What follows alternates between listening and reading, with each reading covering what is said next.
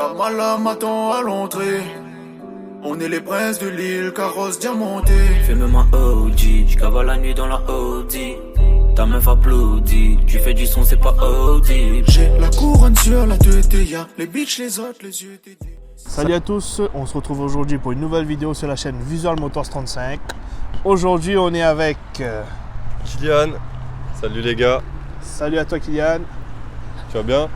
Ça va, tranquille hein. Avec ce beau temps pour une fois. Pour une fois qu'il y a un beau temps les amis, hein, on va faire une petite parenthèse là-dessus. Pour faire les vidéos, c'est galère de ouf.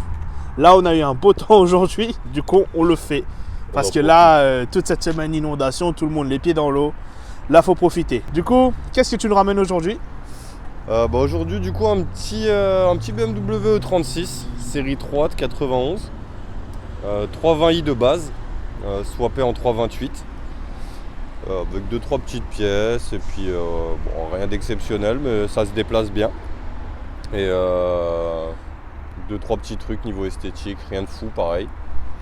Mais ça fait le boulot on va dire pour ce que ça sert, ça fait amplement le boulot.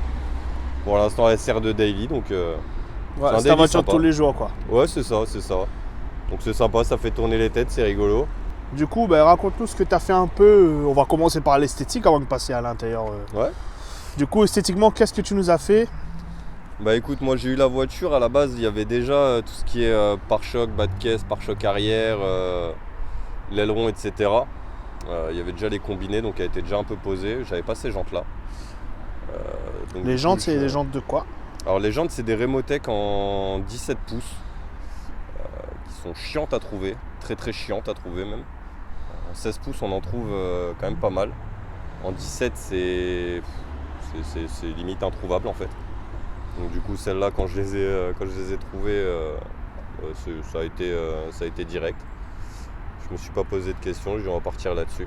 Et ton côté combien ces jantes là? Là on est sur 1600, 1700 euros les 4 jantes à peu près. Ça fait beaucoup. Après je me dis pour des jantes qu'on voit pas souvent. Autant mettre le prix quoi.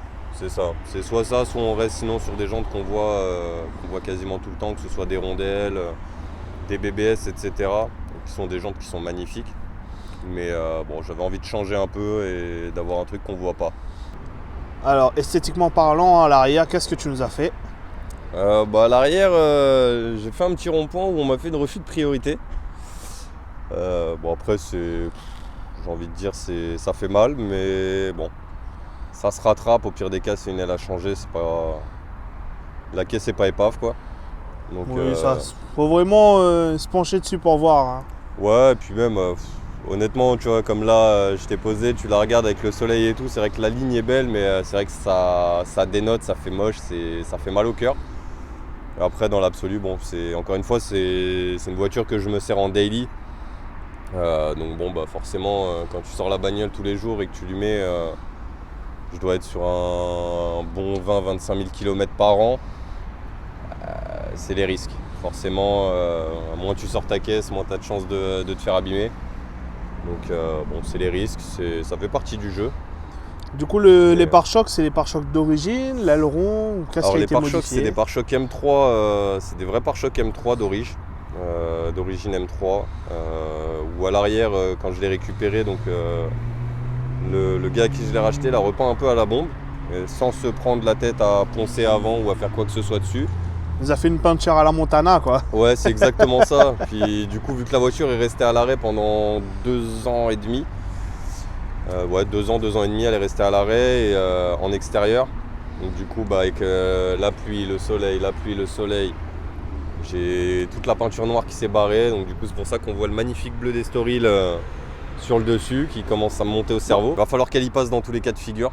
Mais tu m'avais parlé aussi d'un projet body kit Lidl. Ouais, elle va passer avec un petit kit déco,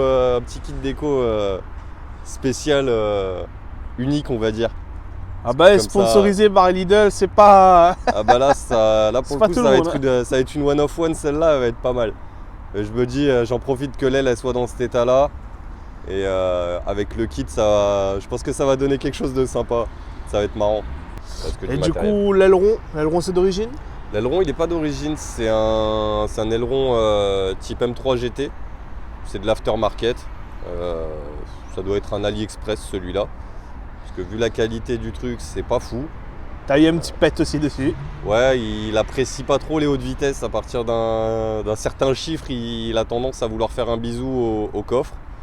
Donc du coup, à force d'en abuser, il a cassé net.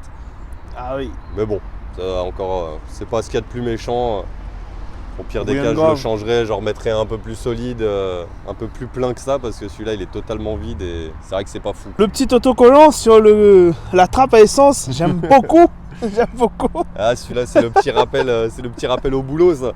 Le petit rappel au boulot, je peux pas le mettre sur le camion, du coup, on le met sur la voiture. Donc ça fait rire les chauffeurs poids lourds, ça fait rire même les gens percutent pas trop sur le moment, ils voient l'autocollant, ils pensent au poids lourd, puis dès qu'ils regardent, ils repassent à ma hauteur, c'est grand pouce, grand sourire, ils sont morts de rire. Donc à partir de ce moment-là, le pari il est gagné, donc c'est cool.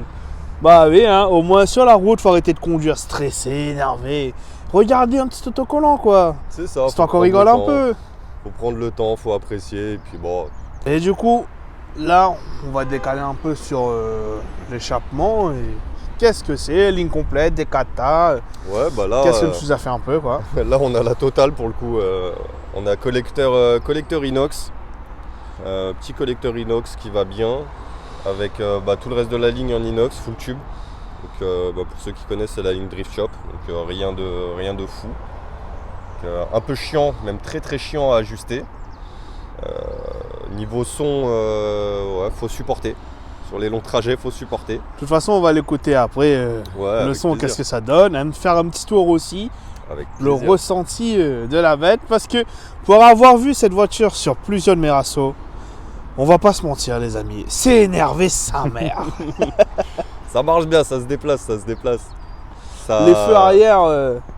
Les feux arrière, T'as on un est petit sur les projet feux dessus ou M3. pas? Les feux arrière, pour l'instant, on est sur les feux M3 d'origine. Ok. Donc ceux-là, c'est des vrais BM pour le coup. Que j'avais quand j'ai eu la voiture. À la base, j'avais changé après, j'avais mis des feux fumés, des InPro, pour ceux qui connaissent. Et du coup, quand on m'a cartonné l'aile arrière, le feu arrière côté passager a complètement éclaté. Donc du coup, j'étais content au prix que ça coûte. Et du coup, j'ai remis ceux-là que j'avais bien soigneusement gardés. Et je suis bien content d'ailleurs. Du coup, la jante arrière. La jante arrière, ça fait ça quand c'est neuf apparemment. Une petite sortie. Pour le coup, je me dédouane de tout, c'est pas de ma faute. C'est pas moi qui ai voulu faire le malade dans un rond-point ou quoi. J'avais mon fils de 4 ans dans la voiture. J'avais mon petit frère et j'avais madame. Et c'était juste en sortie de rond-point, la route était grasse, il avait plu. Et je devais rouler à 30 km/h, même pas. Et j'ai l'arrière qui est parti et impossible de la rattraper. Et j'ai touché un trottoir je devais être à même pas 5-10 km/h, même pas quoi. Ouais, tu m'avais raconté que hors cam, la voiture, aussitôt que la route elle est légèrement grasse après quelques gouttes, elle est horrible. Infernale. Elle est horrible, c'est pas tenable. Réellement, c'est pas tenable. Sur route mouillée, autant sur le sec, c'est une caisse qui va accrocher vraiment comme pas possible. Si on veut la faire partir, elle partira, ça reste une BM. Mais sur route mouillée, c'est intenable. C'est vraiment intenable. C'est le moindre truc, que ce soit en rond-point, même en courbe. Même encore hier où on avait de la pluie comme souvent ici. Oui. Sur la rocade, même en roulant tranquille, on sent qu'à la moindre accélération ou autre, la voiture elle se décale, mais c'est infernal. C'est vraiment infernal. On peut pas rouler. C'est ça les propulsions. Hein. C'est ça, c'est marrant, mais sur des récentes, c'est moins gênant. Et sur des caisses de ces années-là où il n'y a aucune aide, il n'y a rien du tout. Là-dessus, on meurt comme un homme. Hein. Ah clairement, là, pas d'ABS, pas d'ESP, pas d'airbag. Là, si tu tapes quelque chose... Tu meurs comme un homme, là. Là, tu te les portes et bien comme il faut. Là, clairement, mais c'est ça qu'on aime aussi. Bah oui. C'est ça qu'on aime aussi, sinon on ne roulerait pas là-dedans. Si on n'a pas à se battre avec la voiture quand on veut essayer d'arsouiller un peu, c'est pas marrant. Ça devient trop facile après. Bah oui. Du coup, on va retrouver sur la vitre l'Instagram, là, ici. Aussi un petit autocollant qui va faire beaucoup parler, que tu nous vas expliquer qu'est-ce que c'est que ça. Le petit Babar Gang. Le Babar Gang. Ça c'est un petit groupe qu'on s'est fait avec des collègues. qu'on est à peu près dans le groupe en fait, si tu veux, pour la faire simple, il n'y en a pas un qui a un QI plus élevé que l'autre. Donc déjà partant de là, tu sais que quand tu fais une sortie, c'est bien marrant. On reste passionné de bagnole. Le logo, je vais essayer de voir si je peux le mettre Ouais, il n'y a pas de souci. par-ci ou par-là. Du coup, on passe sur le compartiment moteur. Qu'est-ce que tu nous as concocté un peu là-dedans? Ah, c'est déjà là, moi ce que je vois, c'est le putain de collecteur là-dessous là. Ah, celui-là, Bon il est Dieu. mignon. Celui-là, il est bien mignon. Ah oui. Bah Ah, il est très beau. là, pour faire simple, réellement, la voiture, quand je l'ai eue, j'ai rien touché niveau moteur depuis que je l'ai récupérée. Si ce n'est une réfection où on a refait tous les hauts moteurs. Un collègue à moi m'a refait tous les hauts moteurs. Tanguy, bien vu à toi, mon ref, t'as assuré. Et changement de culasse, joint de culasse, les 24 poussoirs, on a tout refait. Enfin, il a tout refait. Et parce que j'avais fissuré la culasse au bout d'un mois et demi que j'avais la voiture. Comment t'as fait surer une culasse? Je me pose encore la question. Bon, c'est pas la première, ce sera sûrement pas la dernière, de toute façon. Mais bon, après on s'amuse, on roule avec, et puis quand ça casse, encore une fois, on refait, et puis on recommence. Hein. Du coup, on est sur un 6 cylindres en ligne. C'est ça, 6 cylindres en ligne, 2 litres 8. Donc le M52 B28. Donc bloc en alu. Tu m'étonnes que ça se fissure aussi. C'est le jeu après, c'est un bloc qui est un peu plus performant que les M50, en Atmo en tout cas. Après c'est vrai que à passer en turbo, le M50 est un peu plus intéressant vu qu'il est en fonte. Mais celui-ci là déjà, dans la config que j'ai en Atmo, il est relativement marrant. C'est nerveux, juste ce qu'il faut. Avec le rapport de pont qu'il y a sur la voiture, la config vraiment elle est parfaite. Elle est vraiment parfaite autant que ce soit pour rouler que pour faire de la piste ou autre. Il y a de la reprise tout le temps à tous les rapports, c'est génial. Et du coup quand je l'ai récupéré, dessus il y avait déjà de monter la petite admission du coup de M50 de 2 litres 5. La petite signature sur l'admission aussi. Celle-là c'est pour passer l'anti-pollution. Voilà. Je me dis que j'aurais peut-être un peu plus de chance vu que je suis en full tube. Je garde espoir, on sait jamais. Mais sinon, l'admission de 2 litres 5 qui a des conduits un peu plus gros que celle de 2 litres 8, parce qu'ils ont été bridés le 2 litres 8. Il y a les injecteurs qui sont des injecteurs d'M3 M3 3 litres, qui débitent un peu plus que ceux d'origine. Et on a les arbres à cam des M3 US, qui sont un peu plus agressifs que ceux qu'on a nous. Donc à origine ça fait quand même une belle différence on va dire, surtout avec la carto que j'ai là. C'est une carto qui est faite pour le samplon 98-95. Et niveau chiffres, là il faudrait que je repasse la voiture au banc. Mais de ce que j'ai pu en parler avec d'anciens proprios, on serait aux alentours des 250 chevaux, 260. Donc il faudrait quand même que je la repasse au banc histoire de voir. Mais au vu des voitures avec lesquelles j'ai pu jouer et essayer, je pense qu'on est un peu plus loin. On n'en est pas loin et ouais, je pense qu'on est dans la bonne tranche en tout cas. Parce que je pense qu'il y en a qui s'en souviennent bien et qui se demandent encore si la voiture, il y a vraiment que ça en chevaux. Du coup, on va faire un saut à l'intérieur. Allez, c'est parti. Ça a été modifié. Qu'est-ce que tu vas modifier? Qu'est-ce qui est d'origine quoi? Là pour l'instant, l'intérieur, on est vraiment sur tout ce qui est siège, banquette, origine. Les panneaux de porte, c'est des panneaux de porte de M3 E36 Berlin, si je dis pas de conneries. S'il y en a qui pourront me confirmer ça, mais avec les panneaux en cuir comme ça, avec les surpiqûres, il me semble que c'était sur les M3. Ils sont quand même en bon état, on va dire. Les sièges. Les sièges sont franchement en bon état malgré tout. Bon, c'est pas les plus beaux, mais j'ai pas de déchirure, j'ai pas de trou, il n'y a rien. C'est les sièges d'origine? C'est vraiment les sièges d'origine de la caisse. Au niveau de l'intérieur, c'est pareil, tu regardes le ciel de toit qui est une maladie sur les E36, ils ont tendance à se décoller parce que les cols de l'époque c'était vraiment pas ça. Ah oui. Et là celui-là au final est nickel. Mais ça va, toi tu connais pas Volkswagen toi hein? Je crois que c'était sur toutes ces années-là, même jusqu'à il n'y a pas si longtemps que ça, les cols qu'ils mettaient c'était vraiment pas ça quoi. Avec la chaleur, les variations de température, ça aimait vraiment pas ça du tout. Ah oui.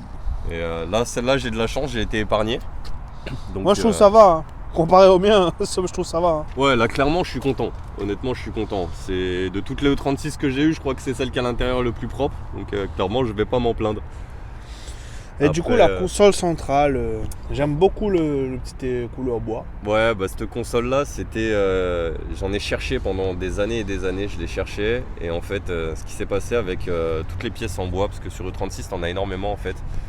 T'as autant la console centrale ici que le pommeau de vitesse, t'as le petit vide-poche au milieu, t'as une baguette sur la boîte à gants sur les phases 2 qui peut être en bois, t'as les poignées de porte ici qui peuvent être en bois, à l'arrière pareil, le levier de frein à main pareil.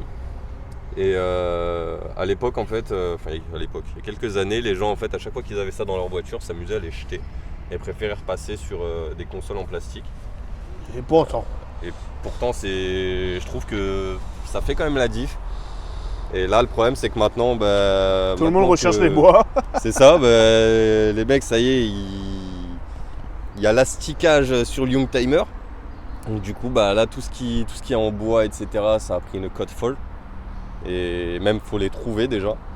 Et au final, là, à chaque fois que j'arrive à trouver des pièces en bois, que ce soit console, les cendriers même, les poignées de porte, je les cherche encore. Et à chaque fois que je trouve quelque chose, j'essaie de les racheter et de remplacer au fur et à mesure. Mais c'est devenu une tannée quoi. C'est vraiment devenu une tannée. Les poignées de porte, on arrive à en trouver mais c'est à des prix c'est exorbitant. Les consoles centrales c'est pareil. C'est vraiment devenu du n'importe quoi. Bah oui hein. Bon, du coup tu vas démarrer un petit coup la bête histoire d'écouter un beau son. Pas de souci.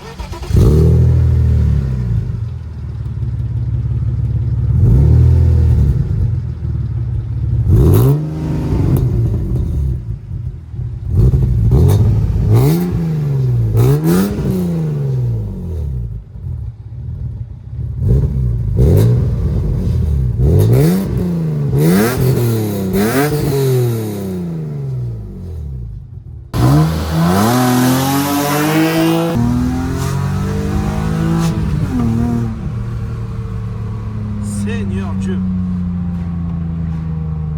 Ça marche pas mal. Ça marche pas mal hein. Là où ça devient intéressant, c'est à partir de 3005 vraiment. Là le moteur commence à se réveiller un peu. Ah oui mais là on l'entend bien, il a un beau son hein. Ouais franchement, quand tu la Dieu. montes en rupteur, c'est vraiment marrant. Ah oui. C'est vraiment marrant. Puis bon quand elle est dans sa bonne période, elle lâche des petites flammes au passage de rapport, donc c'est cool. Mais c'est incroyable. C'est énervé. On va essayer de taper le rupteur un peu. On va essayer.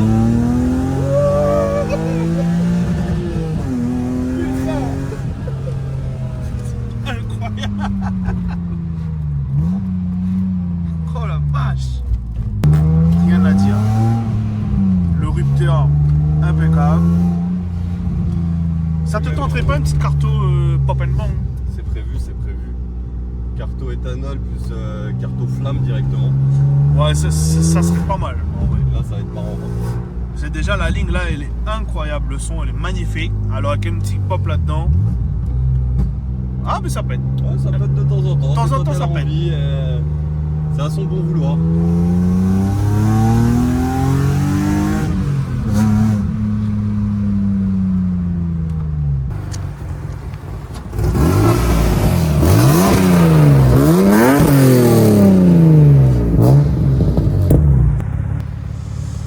On se retrouve sur la fin de cette vidéo. Du coup, merci à toi Kylian Avec plaisir. de nous avoir présenté ce beau bijou là. Et du coup, on va se retrouver sur une nouvelle vidéo sur la page. N'hésitez pas, l'adresse email elle est en commentaire, enfin en bio de la vidéo. Et du coup, envoyez les personnes que vous voudrez voir dans les vidéos. Ou bien si vous voulez vous-même passer votre véhicule, envoyez un message sur la page Visual Motors 35. Et on se dit à bientôt pour une nouvelle vidéo.